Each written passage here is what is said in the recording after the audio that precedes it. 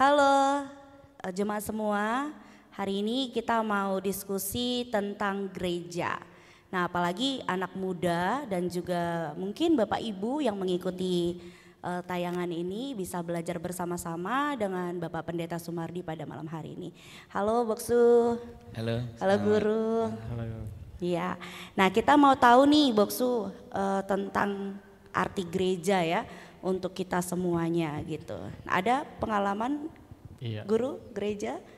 Betul, jadi kalau kita lihat di zaman sekarang ya Pak ya, apalagi setelah pandemi gitu, banyak orang yang sudah tidak mengerti mungkin arti dari gereja itu sendiri. Lebih nyaman di rumah online ya Gur. Online di rumah dan tidak datang ke gereja lagi ya gitu. Iya. Ya memang ini satu fenomena yang semakin lama semakin artinya kelihatan bahwa ada banyak orang-orang yang mengaku Kristen pun sudah tidak mau ke gereja. Nah terlebih lagi juga banyak orang yang meninggalkan gereja, yang suka kita sebut sebagai unchurched ya, orang yang tak bergereja. Sampai meninggalkan gereja ya, gitu Boksu ya. Benar. Bahkan kadang-kadang orang yang sering ke gereja pun nggak ngerti apa sebenarnya gereja itu. Jadi itulah perlunya pengajaran tentang apa itu gereja bagi semua orang percaya. Ya. Jadi Evi sendiri mengerti apa itu gereja? Ya kebetulan sedikit aja ya Boksu. Tapi kita mau sama-sama belajar nih, mungkin Boksu bisa tambah apa tuh arti gereja gitu Boksu. Ya sebetulnya arti gereja ini sering sih kita sebut, kita dengar melalui khotbah-khotbah ya yang sering disebut tapi jarang orang mau menyimak dengan baik ya. Gereja kan sering disebut sebagai eklesia ya. Itu definisi yang sering dipakai. Artinya berbicara satu komunitas yang dipanggil ya, dipanggil keluar dari kegelapan ya, diselamatkan oleh Tuhan ya, kemudian utus lagi ke dunia untuk menjadi terang, untuk menjadi saksi. Ya, secara sederhana sebenarnya seperti itu. Sekalipun gereja dalam prakteknya nanti memang tidak bisa terlepas dari bangunan ya, dari organisasi, tetapi secara hakiki arti gereja itu seperti itu, komunitas yang dipanggil oleh Kristus, diselamatkan, kemudian diutus kembali ke dalam dunia untuk menjadi saksi lah, menjadi terang begitu. Gimana? Kalau komunitas yang diselamatkan, diutus gitu ya Pak ya. Nah bagaimana dengan keadaan gereja sekarang ini yang mungkin mereka tidak ada di satu komunitas gitu Pak. Mungkin nyamannya ke gereja yang sana dengan internetnya dan kadang juga ke gereja asalnya sendiri kemana aja gitu, ya? Kemana aja gitu. Banyak kita dengar gereja jalan-jalan ya. Gitu. Nah itu bagaimana Pak? Ya, sebenarnya gereja itu ada dua pengertian ya. Secara sederhana, gereja itu berarti ada gereja lokal. Ya, gereja lokal berarti dibatasi komunitas tertentu, tapi juga yang bisa kelihatan, ini seperti umpamanya gereja kita, ya GMI Jakarta Pusat, ya GMI Jakarta Pusat nih. Ada gedungnya, ada komunitasnya, ya kan? Itu gereja lokal. Tetapi gereja memang juga bisa dalam pengertian universal. Jadi orang-orang yang percaya Tuhan Yesus seperti komunitas tadi yang dipanggil, apapun denominasinya itu gereja, ya kan? Jadi ada dua pemahaman ini. Nah, tetapi bagaimana kita bisa sebagai orang percaya itu bertumbuh, yang nggak bisa hanya memahami gereja universal, ya kan? Dia harus ada tertanam dalam sebuah gereja, ya, yang disebut dengan gereja lokal seperti itu, ya. Jadi kalau kalian enggak GKJJ kan? Ya puji Tuhan enggak ya. Puji Tuhan ada komunitasnya ya kita. Iya. Nah terus Boksu kalau dibilang gereja itu kan kita jemaatnya kan ya. Bangunannya oke lah ya kalau ada bangunannya juga. Tapi gereja yang menurut Boksu yang diidam-idamkan atau yang yang dibilang sebuah gereja itu, apakah mesti ada musiknya, harus ada ber-AC atau jemaatnya yang banyak gitu nggak Boksu, seperti itu? Ya memang mungkin kalau kita berbicara itu kita berbicara tentang fungsi gereja ya. Jadi fungsi gereja. Memang ketika kita bicara fungsi, nah ini sebenarnya ya kalau kita bicara tentang gereja ini ada sebenarnya pergeseran nilai sebetulnya. Jadi dari nilai yang sifatnya sebenarnya rohani, mulia gitu ya, geser kepada nilai-nilai yang duniawi jadinya. Ya, memang saya mungkin tidak jelaskan detail satu persatu, tapi saya sebut beberapa saja ya. Fungsi gereja itu kan memang untuk beribadah kan? Iya. Iya kan? Beribadah. Nah, beribadah itu banyak orang apa istilahnya ya? Mengidentikan ibadah itu berarti tempat yang hingar-bingar, banyak pemusik, penyanyinya hebat-hebat, ya kan? Padahal esensi dari ibadah itu sendiri bukan itu. Tetapi ibadah atau penyembahan atau apa yang kita sebut itu banyak ibadah minggu sebenarnya adalah lebih kepada apa? Kita datang kepada Tuhan untuk mengalami apa? Dialog. Ya. Jadi ibadah bukan hanya terletak kepada lengkap enggaknya alat-alat untuk menyanyi, alat-alat fasilitas-fasilitas itu, tetapi bagaimana setiap orang datang ya itu mengalami perjumpaan dengan Tuhan. Itu penyembahan. Yang penyembahan yang benar itu bagaimana? Ya penyembahan itu nanti mengubah siapa saja yang menyembah Tuhan. Jadi kalau kita menyembah Tuhan, kita akan mengalami perubahan juga dalam kehidupan kita. Jadi fungsi gereja memang untuk penyembahan. Nah, tapi gereja bukan hanya tempat untuk kasarnya ibadah atau menyembah saja. Karena kalau orang begitu ya sudah selesai sudah ya. Iya. Datang pergi. Tuh. Fungsi gereja juga untuk pengajaran. Nah, ini makanya kadang banyak orang di gereja itu nggak mau belajar. Ya. Evi sudah berapa lama jadi Kristen? Beberapa ya. Ya. Udah lama kayaknya waktu. Udah belajar apa saja? Ya kan? Agus udah berapa lama jadi Kristen? Kalau sekarang saya 31 tahun, mungkin berapa ya 20 tahun. 20 tahun ya, sudah belajar apa saja. Atau yang simpel lah. Iya. Ya bahan ajar di gereja kan yang utama kan Alkitab. Ya Alkitab. Sudah berapa kali selesai baca Alkitab? Utuh ya, bukan Kejadian langsung Wahyu. Nggak boleh lompat-lompat. Sudah berapa kali? Ya ini maksud saya ada begitu banyak, ini Evi susah jawabnya saya langsung potong aja. Iya. Ada begitu banyak orang bertahun-tahun jadi Kristen tapi nggak belajar. Betul. Padahal fungsi gereja itu apa? Mengajar. Iya. Ya, ada pengajaran, maka di gereja termasuk di gereja kita ada banyak sebetulnya hal yang kita bisa ikuti tentang pengajaran itu. Nah, selain fungsi pengajaran apa? Itu persekutuan. Nah, fellowship itu. Jadi di gereja maka tidak hanya ibadah, datang pulang. Nah, ada banyak orang mencari gereja-gereja besar ya datang pulang, nggak kenal. Yang lucu begini, kenapa pergi ke sana? Iya Pak, kalau pergi ke sana, kalau nggak pergi lagi nggak dicari. Kalau di gereja kecil nggak datang langsung kecarian. Iya. Tapi itu hal yang aneh. Semestinya kita ke gereja harusnya justru membangun persekutuan, ya kan?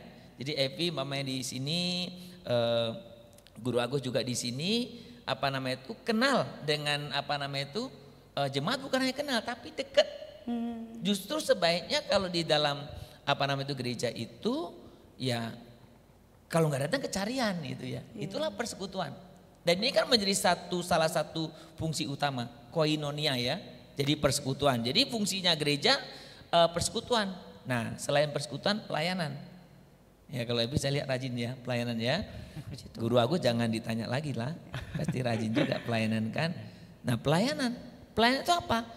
Yang melayani bukan hanya pelayanan di mimbar, tetapi pelayanan-pelayanan yang sifatnya umpamanya ini gereja kita ada pelayanan sosial ya kan, ada termasuk pelayanan di lembaga permasyarakatan ya kan, pelayanan diakon itu sangat penting, itu fungsi gereja. Nah tapi juga di gereja ini sebetulnya perannya fungsinya salah satunya juga organisasi. Ada banyak orang kan, yang paling penting kita beriman, yang paling penting kita beribadah. Tapi untuk menjalankan semua aktivitas gereja kita perlu diorganisir. Perlu ada pengurus, perlu ada PIC ya. Tapi jangan salah, karena ada banyak orang yang tidak memahami ini, jadi organisasi menjadi yang utama. Yang utama itu artinya di dalam gereja ada banyak orang yang menilainya secara organisatoris. Ya, jadi jabatan menjadi begitu penting, kemudian struktur menjadi begitu penting. Contoh sederhana begini, contoh ya, kalau yang organisatoris, ini ada orang sakit nih, kan perlu cepet dong ambil keputusan. Tapi karena dia berpikirnya secara organisatoris, apa dulu? Rapat dulu, izin dulu. Setuju atau tidak, ya kan? Orang sudah mau mati dia, sampai mati kita nggak jadi obati, nggak jadi tolong, karena apa? Ya organisasi.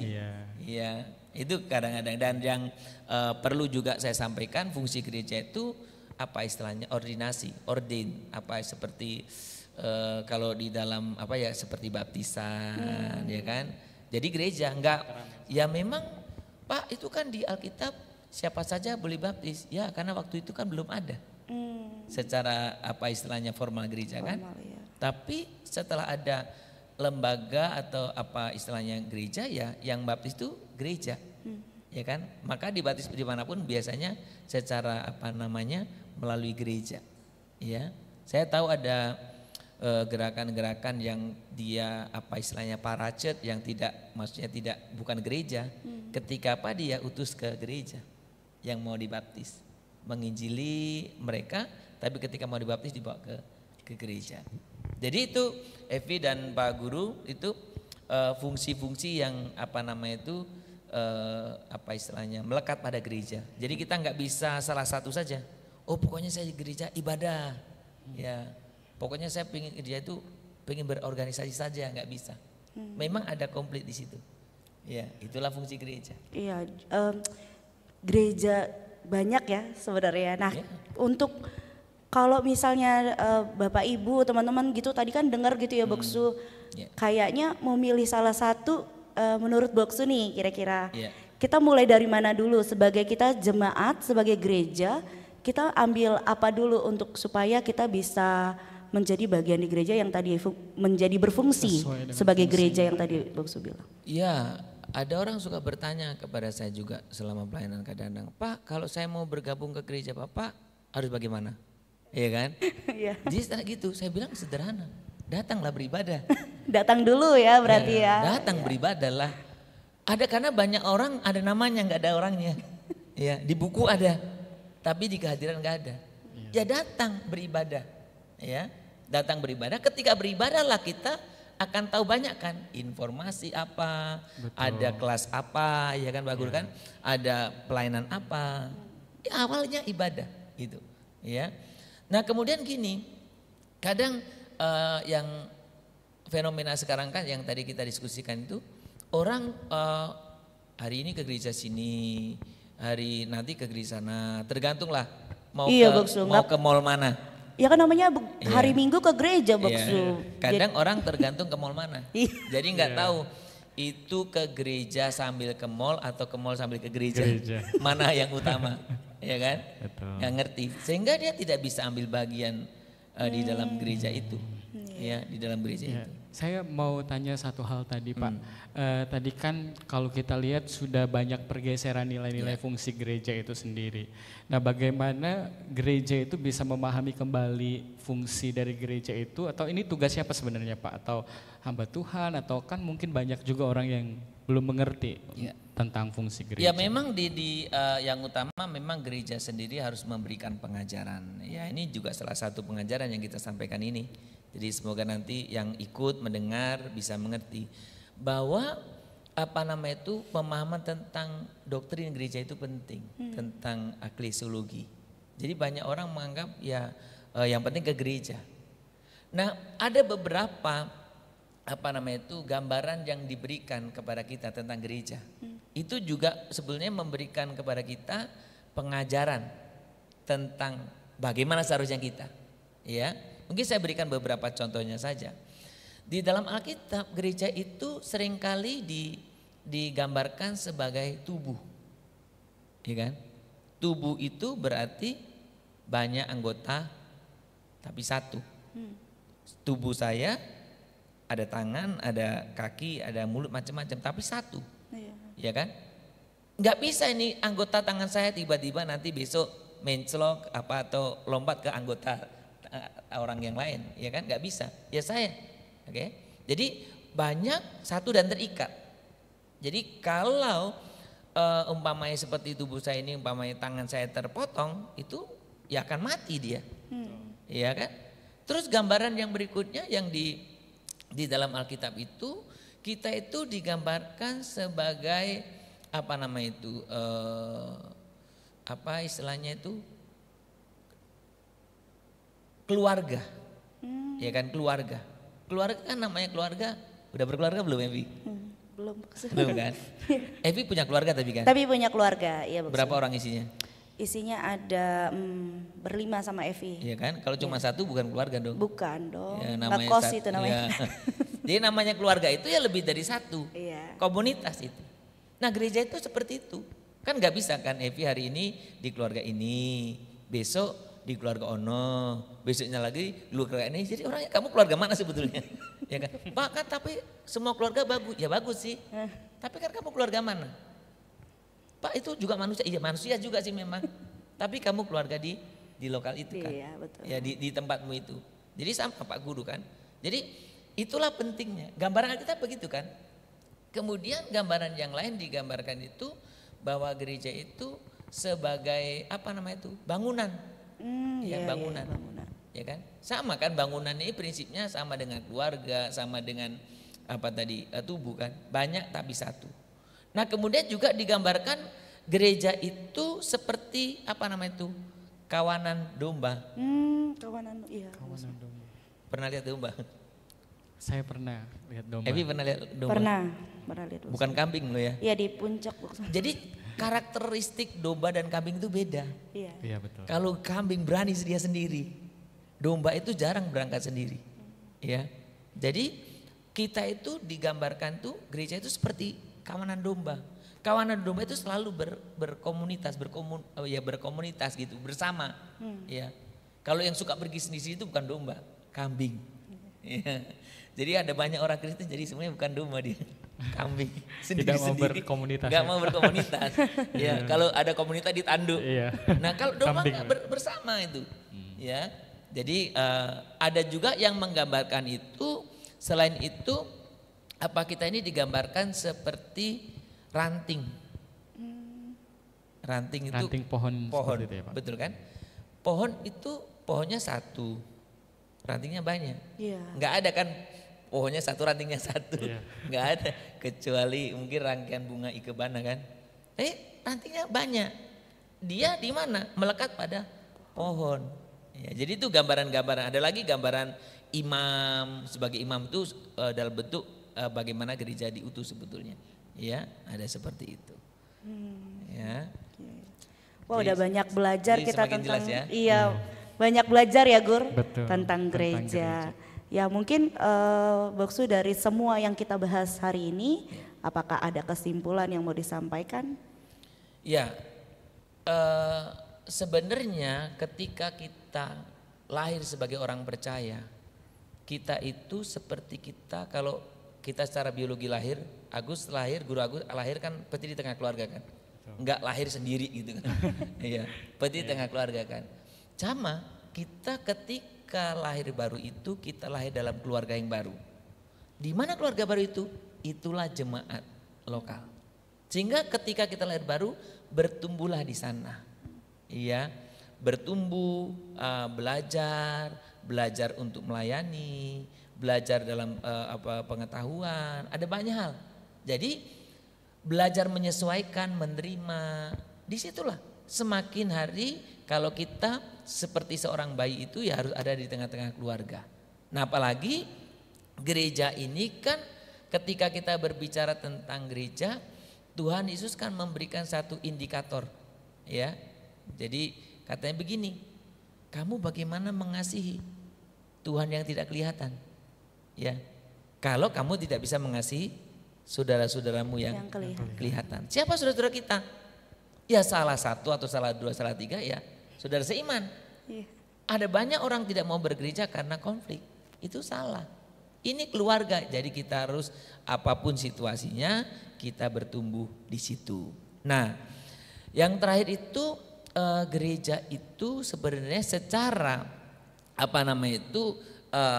tujuannya memang gereja ini di satu sisi itu kita dikumpulkan ya istilahnya, dikumpulkan berarti kita bersama-sama saling melayani di dalam komunitas gereja lokal, ya kan? Dikumpulkan makanya kita menjadi satu persekutuan. Tetapi di sisi lain gereja itu juga kasarnya disebarkan. Itu berarti kita punya fungsi yang berikutnya. Apa itu? Bagaimana kita diutus sebagai imamat itu, ya. Imamat itu bukan dari mamat ya, imam. Jadi diutus untuk memberitakan ya tentang itu Kristus kepada orang lain. Jadi menjadi alat bagi Tuhan di seluruh dunia ini. Jadi di satu sisi kita setia kepada gereja lokal, bertumbuh di dalamnya. Di sisi lain dalam waktu yang bersamaan kita juga bisa menjadi saksi ya bagi Kristus di tengah-tengah dunia. Jadi itu jadi pesan saya Bapak Ibu, ayo kita setia tertanam dalam gereja lokal dan kita boleh bertumbuh dan menjadi berkat bagi orang-orang di sekitar kita juga. Amin. Amin. Puji Tuhan, semakin banyak belajar, semakin banyak tahu tentang firman Tuhan. Terima kasih sudah menyaksikan diskusi pada hari ini. Tuhan Yesus memberkati. Tuhan Yesus memberkati.